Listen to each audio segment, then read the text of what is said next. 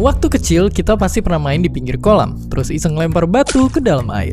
Waktu batu itu tenggelam, kita pun bertanya-tanya, kenapa bisa begitu? Kita mungkin berpikir, mungkin karena batu itu berat. Tapi terus kita lihat kapal yang jauh lebih besar dan jauh lebih berat dan mereka bisa tetap mengapung dan gak tenggelam.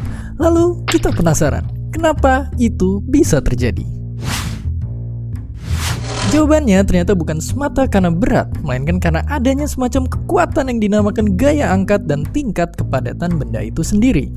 Gaya yang satu ini ditemukan sama orang jenius ini, yang bilang kalau sebuah benda dicelupin ke dalam air, baik sebagian atau seluruhnya, maka ia akan mengalami gaya angkat ke atas yang sama besar dengan berat air yang dipindahkannya itu. Tapi si gaya angkat ini nggak akan mampu mengangkat bakso kalau bola daging idola kita ini lebih berat dari kuah bakso dalam ukuran yang sama. Jadi kita tahu supaya bisa mengapung, kepadatan kapal harus kurang dari air. Itulah mengapa kapal punya resep rahasia, yaitu sebuah bagian yang berisi rongga-rongga udara. Bagian lambung kapal ini yang bikin kapal seimbang dan mengapung di lautan. Nggak peduli sebesar dan seberat apapun kapal tersebut dibuat. Itu ngejelasin juga kenapa Titanic tenggelam, yaitu karena lambung kapalnya bocor nabrak gunung es dan akhirnya penuh sama air sehingga kapalnya tenggelam ke dasar samudra.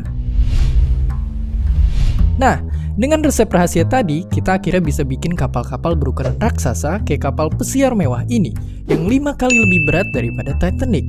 Atau kapal tanker terbesar ini yang panjangnya 4,5 kali panjang lapangan Gelora Bung Karno, dan beratnya sama kayak 100.000 gajah Afrika.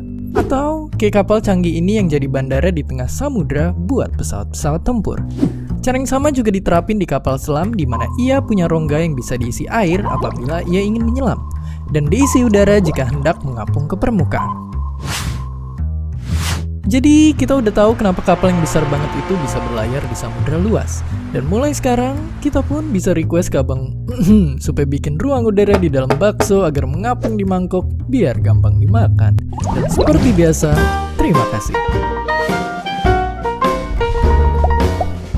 Hi, thanks for stopping by our video. Don't forget to comment, like, and subscribe.